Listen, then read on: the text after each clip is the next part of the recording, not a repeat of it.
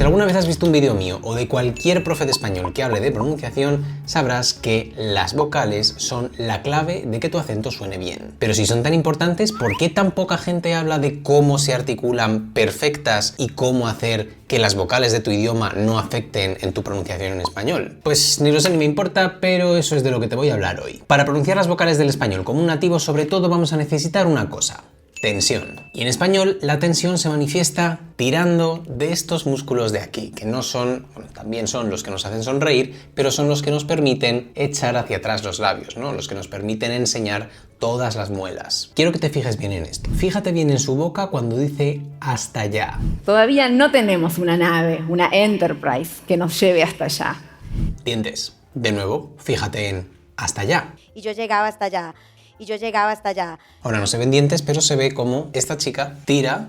Rodé un poco sobre la llanta estallada y pensé en mi mente que yo podía terminar la competencia así. Solo me quedaban pocos kilómetros, el peso adelante y yo llegaba hasta allá. ¿Puedes ver cómo está tirando de este músculo ahora mismo? Hasta ya ha crecido esa mini bancada. Más dentro dientes. de cambio radical. Lo dicho, se ven muchos dientes, ¿no? Una forma súper fácil de identificar que alguien está aplicando la tensión adecuada es ver estas marcas de aquí cuando habla. Si puedes ver esto aquí, estas marcas, es que estás tensando lo suficiente. Piensa a ver si en tu idioma, cuando hablas, se te ven tanto los dientes como a estas personas. Bueno, entonces aquí tienes el truco número 1 para la A, para la E y para la I. No te voy a poner vídeos de gente pronunciando palabras con E y palabras con I, porque creo que ya has entendido el punto, creo que ya te puedes fiar de mí. Entonces simplemente, si quieres comprobarlo, pues entras en esta página, buscas palabras con I y te fijas en si estas personas pues tienden a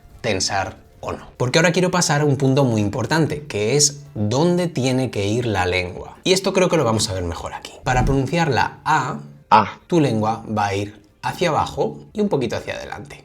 Puedes verlo aquí, como la lengua, digamos que está más o menos plana para dejar bastante hueco durante todo el proceso de salida del aire, ¿no? Cuando el aire sale por aquí, pues aquí no se encuentra nada de obstrucción, o sea, absolutamente nada. Entonces, sumado a esa apertura, ¿no?, tan grande que hacemos en español, pues tenemos una A que suena muy hispanohablante, muy diferente de las que tenemos en inglés, de las que tenemos en francés, incluso en italiano tenemos diferencias con la A. Si no me crees, puedes comprobar que estos son sonidos diferentes.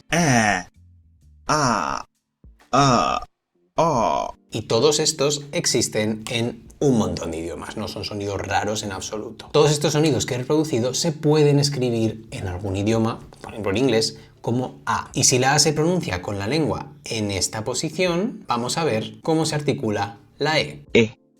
Pues muy parecida, pero un poquito más arriba. Es decir, la obstrucción seguirá siendo prácticamente inexistente, pero ya empezamos a tener algo de obstrucción más cerca del paladar, ya nos vamos acercando un poquito al paladar. Se supone que en español tenemos 5 fonemas vocálicos, A, E, I, O, U, porque hay bastante contraste entre ellos, ¿no? Lo que buscamos es que haya mucho contraste entre A, E, I, A, ¿no? Evidentemente. Entonces, si la idea es buscar mucho contraste y ves que la diferencia es tan pequeñita, imagínate lo cerca que está la A de otro sonido que en tu idioma se pronuncia como una A, o la E y otro sonido que en tu idioma se pronuncia como una E. O sea, es un espectro en el que tenemos A en español, E en español y entre medio seguramente habrá sonidos vocálicos en tu idioma. Por lo tanto, aunque el movimiento de la lengua es muy pequeño, nosotros lo podemos distinguir, todos lo podemos distinguir, tú también. Entonces aquí tu objetivo va a ser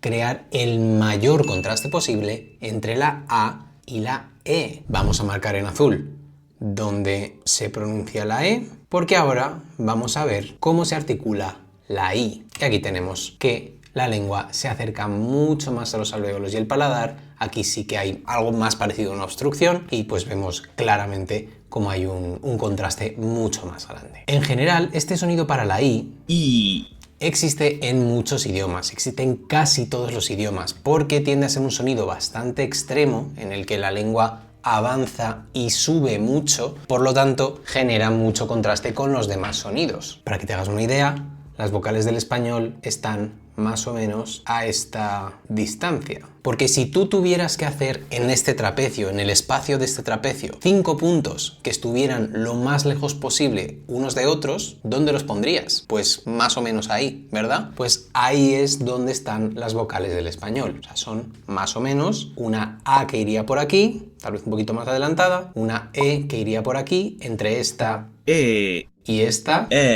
una O que iría entre esta y esta, ¿no? Estaría como ahí en medio la del español, una I y una U. Entonces, pues está claro, ¿no? Los 3 puntos más separados son la I, la U y la A. Estas son las vocales con más contraste entre sí y en medio tenemos la E y la O, más o menos. Entonces, es muy probable que tú en español no tengas problema para pronunciar A, I, U, porque son pues, sonidos bastante comunes, bastante extremos, ¿no? Pues para que haya más contraste, pero sí es muy probable que tu E y tu O en español no sean como las de un nativo. Por esta razón, porque, como ves, existen un montón de sonidos que están por ahí también, ¿no? Que se utilizan en otras lenguas. Por ejemplo, en polaco usamos este y este, pero en español no. Y lo mismo en italiano también, tenemos esta y esta. Y esta y esta, ¿no? Entonces en italiano tenemos 7. Y en inglés normalmente el sonido que os delata como angloparlantes es este. Que pues lógicamente está lo suficientemente cerca de ser una O, como de ser una E, como de ser una A. Entonces no tenemos muy claro qué vocal quieres hacer cuando haces esto. Los hispanohablantes nos perdemos un poquito ahí. Normalmente pensamos que es una E o una O, pero por eso necesitamos este contraste. Por eso estoy haciendo este vídeo. La O y la U te las voy a enseñar en un vídeo de frente, pero vamos, podría hacerlas yo para que lo vieras mejor.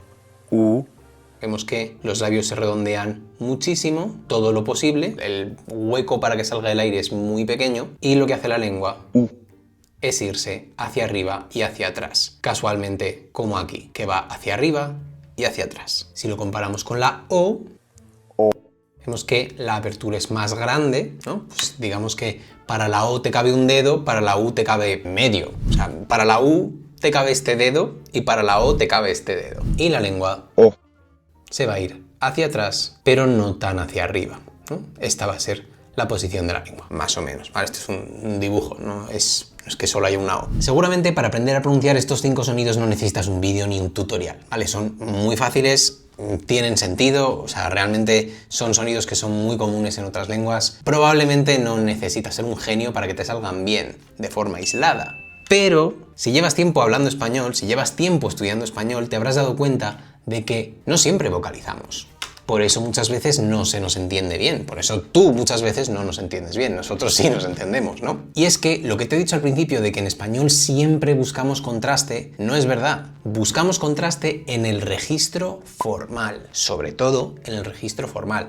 Hay gente que tiende a hablar más formal, siempre, ¿no? En cualquier situación. Estas personas tienden a vocalizar más, tienden a tensar más, se les ven más los dientes. Eso es un indicador fabuloso de que esa persona se le va a entender bien, que no va a hablar demasiado rápido. Pero en los demás contextos, en los contextos coloquiales, vulgares, básicamente de la vida real, el contraste empieza a desvanecerse un poco, empieza a reducirse. Y aquí los sonidos que te acabo de explicar ya no funcionan, empiezan a diluirse un poquito y empiezan a acercarse entre sí. Y este es el punto al que quiero llegar para que entiendas por qué hablar como un nativo y que no se note de dónde eres por tu acento son dos cosas totalmente diferentes. Si tú consigues dominar estos 5 sonidos que te he explicado y los haces perfectos siempre, obviamente sabremos que no eres nativo porque nadie habla siempre en un registro formal, nadie utiliza siempre las vocales del registro formal, pero nunca sabremos cuáles son las vocales de tu idioma porque siempre estarás haciendo las nuestras, siempre te vamos a entender perfecto y no vamos a saber de dónde eres. Esto es una cosa perfectamente asequible para casi cualquiera. O sea, es algo que casi cualquiera puede conseguir, que dejen de preguntarte de dónde eres cada vez que abres la boca. Pero hablar como un nativo no es eso. Hablar como un nativo no es que no identifiquen de qué país eres. Hablar como un nativo es que piensen que eres de ahí. Y eso sí requiere aprender en qué situaciones se utilizan qué sonidos específicos del español coloquial. Y aquí me temo que no te puedo dar tantos detalles. Lo primero porque es muy diferente lo que yo entiendo por registro coloquial que lo que entiende uno de mis amigos, por ejemplo. O lo que entiende mi madre, o lo que entiende otra persona de otra comunidad autónoma de España. Entonces ya nos encontramos con la primera barrera. El contexto siempre es interpretable. La segunda, ¿a qué generación perteneces? ¿A qué clase social? ¿Qué es lo que quieres transmitir? ¿Estás parodiando a alguien? ¿Qué variedad estás hablando? ¿Estás en México? ¿Estás en España? ¿Estás en Argentina? Porque ahí también cambian las vocales, mínimamente, pero cambian. Entonces aquí lo único que puedes hacer es tratar de identificar en qué contexto, qué persona, qué tipo de persona, transmitiendo qué idea, utiliza qué sonido. O sea, cuando una persona específica utiliza un sonido específico para transmitir algo específico, que no sea registro formal. Aquí, por desgracia, las posibilidades son infinitas. Entonces, pues lo que te recomiendo es que entrenes esto y que trates de copiar lo que haga tu círculo o lo que hagan tus personas de referencia hispanohablantes. Y este es el consejo más honesto que te puedo dar. Pero todo parte de las 5 vocales del español formal. Esas son a las que vamos todos, de todas las variedades, cuando queremos entendernos bien. Por ejemplo, a mí si un chileno me habla rápido, lo más probable es que no le entienda o no le entienda todo. Pero si le pido que vocalice y que me hable despacio, ese chileno o ese peruano o ese argentino o ese español va a ir a estas 5 vocales, que son las que todas las variedades compartimos. Y a partir de ahí ya empezamos a comunicarnos. Así que todos acabamos volviendo ahí más o menos el 50% del tiempo. Unos más, algunos menos. Y eso es lo que te aconsejo hacer primero. Lo más probable es que no tengas muy claro si estás haciendo las vocales del español o estás haciendo las de tu idioma, o si a veces haces una o a veces haces otra. Es normal y por eso mismo te recomiendo hacer un test de pronunciación. Es súper fácil, tardas 3 minutos en hacerlo, es gratis y lo tienes en la descripción de este vídeo y en la descripción de todos mis vídeos. Es el recurso gratuito más útil que he compartido nunca. Si quieres mejorar tu pronunciación en serio, ese es el primer paso que te recomiendo dar. Por último, antes de cerrar, quiero que te fijes en una cosa. Quiero que veas cómo se ve la tensión del español cuando buscas intencionalmente aumentar este contraste, cuando buscas que la tensión sea máxima para que el contraste sea máximo. Fíjate en que estos músculos de aquí prácticamente no se van a mover en ningún sonido. Ayer tenía ganas de aprender a articular. ¿No? Vemos que casi todos los sonidos se pueden pronunciar con esa tensión y eso es lo que hace que suenen tan claros y pues evidentemente cuando hacemos la U de pronunciar pues sí que necesitamos ese redondeamiento, ¿no? Pero por lo demás, ayer tenía ganas de...